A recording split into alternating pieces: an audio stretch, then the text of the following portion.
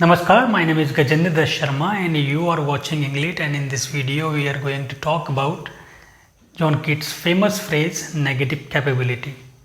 What he means by this term or phrase rather, and what is his conception of poetic creation or poetry.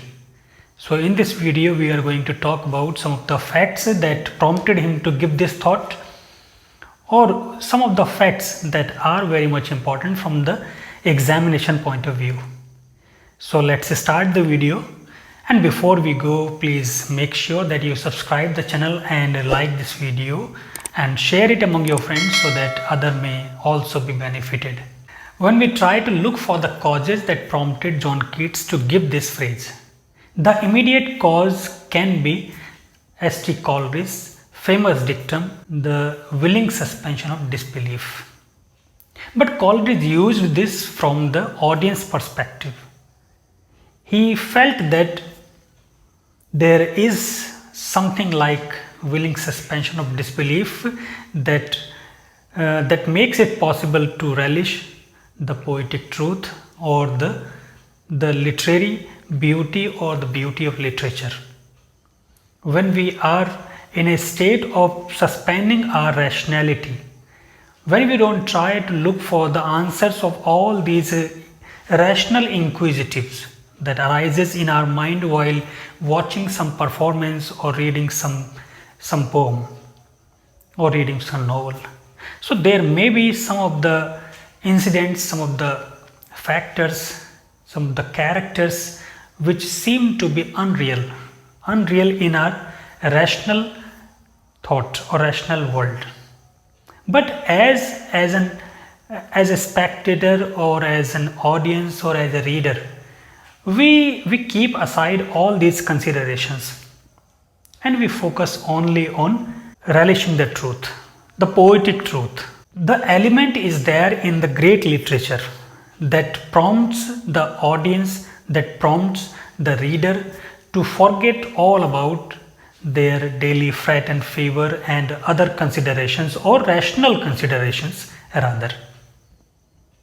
But what is from the point of view of the poetic artist? John Keats gives this dictum, gives this phrase negative capability from the point of view of a creator. In one of the letters, you know that his letters are very much famous. All we have with us as the critiques of John Keats is his letters to various people. The particular letter that we are going to talk about is dated 22 December 1817, and that letter was addressed to his brothers George and Tom Jones. In this letter he writes his conversation with Charles Wentworth Dilke. He was the same person whose house was given to John Keats as a legacy, and now this house is the museum in the memory of John Keats. So this very house, this particular house belonged to Charles Wentworth Dilke. He was a writer and then he was a friend to Lew Hunt as well, and then he was a critic. And in this circle he came in a contact with John Keats as well. John Keats was friend to him as well. So many times he had a discussion on various subjects. The discussion went on the achievement of a great artist. So the reference of this discussion he is giving in this letter to his brothers, when he says that what makes an artist a great artist, particularly in reference with William Shakespeare. Why William Shakespeare is a man of achievement, a great man of achievement or a man of great achievements. So he coins this phrase that it was the negative capability. The particular or the proper passage I am going to read. I had not a dispute but a disquisition with Dilke. By Dilke he means Charles Wentworth Dilke. Upon various subjects, several things dovetailed in my mind, and at once it struck me what quality went to form a man of achievement. Here we have to think about his discussion on the causes that make a man of achievement. Especially in literature, and which Shakespeare possessed so enormously. I mean negative capability. That is, when a man is capable of being in uncertainties, mysteries, doubts, without any irritable reaching after fact and reason. Coleridge, for instance, would let go by a fine isolated verisimilitude caught from the penetralium of mystery, from being incapable of remaining content with a half knowledge. This pursuit through volumes would perhaps take us no further than this, that with a great poet the sense of beauty overcomes every other consideration, or rather obliterates all considerations.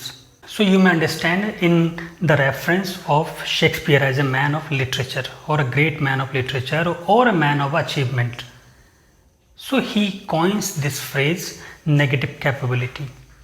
He says that only a person or a great artist is a great artist when he remains in uncertainties, in doubts, and in mysteries, and at the same time he does not try to find the solutions, the irritable answers, or when he does not get any answer, he does not get irritated, because he realizes that for the creation of poetic truth or the poetic beauty, a man should be capable of being in uncertainty, and at the same time, if he does not get any kind of rational answer, so he does not mind as long as it is about the poetic truth, the aesthetic pleasure.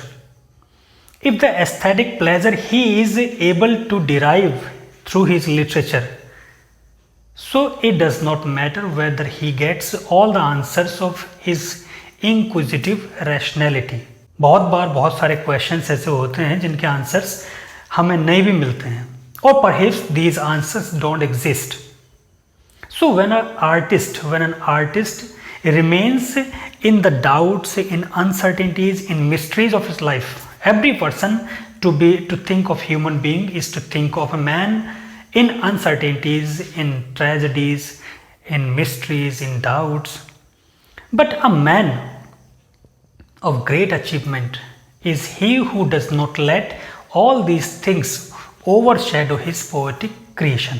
So here John Keats feels that for creating a poetic truth, or for creating something that has aesthetic pleasure, a man should detach his doubt, his mystery, his uncertainty of his life. He should be able to empathize with the characters he is creating. He should be able to connect himself with the characters he is creating. In other sense, we can say that when a man is capable of objectifying his emotions, not subjectifying. He does not like Wordsworth, he does not like Milton in this sense, he does not like Coleridge in this sense. In the later part of the section, John Keats himself says that Milton was politically prejudiced. He could not completely detach himself from the characters he was creating. The characters, they tend to vocalize Milton's personal anguish, personal prejudices, or his political belief. So in that sense, he does not like Milton, or he does not consider Milton to be a great man of literature. He also does not like Wordsworth. You may remember that he regards Wordsworth to be egotistical sublime. In that sense, Wordsworth himself could also not objectify his personal emotions. There is the presence of Wordsworth in everything we read, in all the characters we feel. His are not the characters like the characters of William Shakespeare. Shakespeare empathized with characters. We did not have any other considerations when we read about Macbeth, we read about Iago, we read about Imogen, we read about Viola. So these characters, they don't have even the millimeter of Shakespeare's personality. At the same time, Shakespeare empathized with these characters. He gave them life and soul. He gave them their existence, the real existence. And the characters are so real, so lifelike that a common person can be able to connect himself. While the characters of Milton or the characters of Wordsworth, they are hard to be sympathized by the common reader. While reading about the characters of Shakespeare, common reader can also feel that he is somewhere an Othello. He is somewhere Hamlet. He is somewhere Macbeth. He is somewhere Romeo. She is somewhere Olivia. She is somewhere Viola. She is somewhere Rosalind. And then the incidents in the characters of Shakespeare can be relatable by the common readers.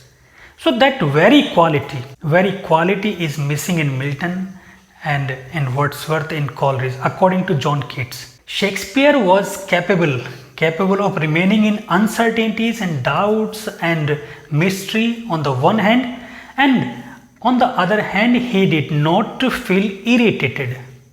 When he did not find the truth, when he did not find the rational answers, so he did not mind. And that is the very quality of a person of literature, or a man of great literature, or a man of achievement, great achievements rather. Actually, 18th century was the age of enlightenment as well.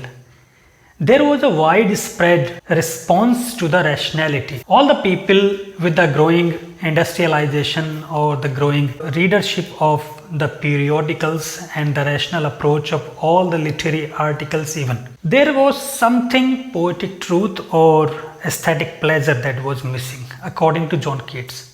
For John Keats, as you know, that he is an advocate of art for art's sake. He possesses the true spirit of romanticism. So for him, the poetic truth or the aesthetic pleasure is of supreme value. Whether we get the rational answers or rational satisfaction or not, he does not mind as long as we are able to relish, we are able to feel the poem, feel literature. In one of other letters, he also says that a poet should be of sensations rather than thoughts. For him, thoughts don't matter, sensations do. Sensations means the poet should be able to feel. So according to John Keats, if the poetic artist or literary artist is capable of being in uncertainty and to feel them, and at the same time to objectify them, whatever he creates does not get the imprint of his own personality. There should not be the subjectivity of the poet's emotions. John Keats feels that Shakespeare is the true genius. Why?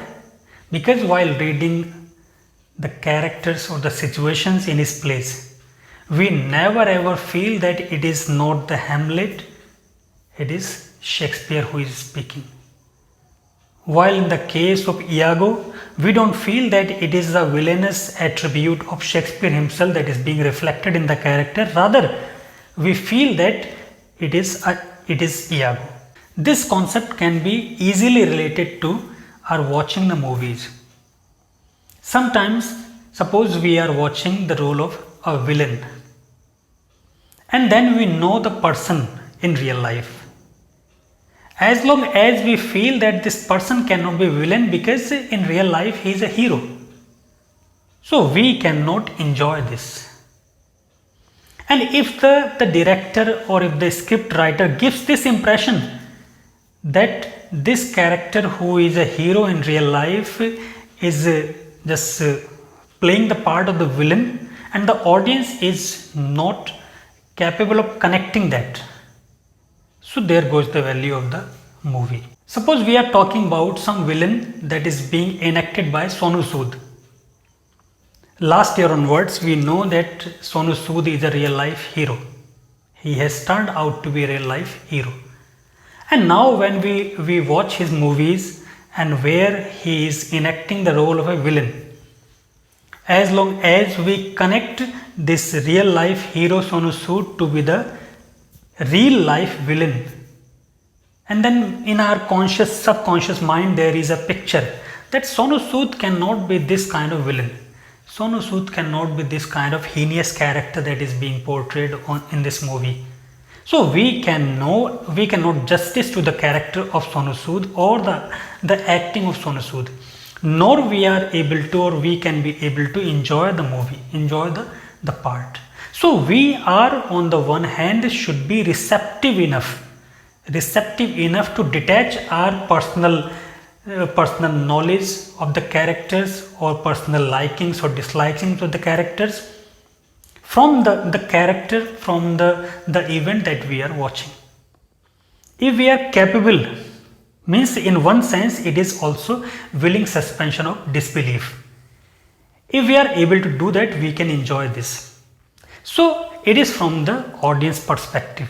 John Keats is talking about the perspective or the point of view of literary artist. So what makes a person or a literary artist to be a great man of literature?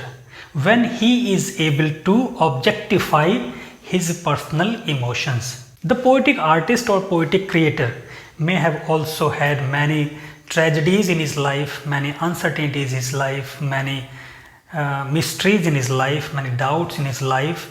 But while creating a poem, while making a poem, he does not let those personalized emotions into this process. He is a great artist. The same thing is being expanded or explored further by T.S. Eliot in his theory of impersonality. So according to the theory of impersonality of T.S. Eliot, there should be a detachment, a proper detachment from the poet in making and the poetry and the poem.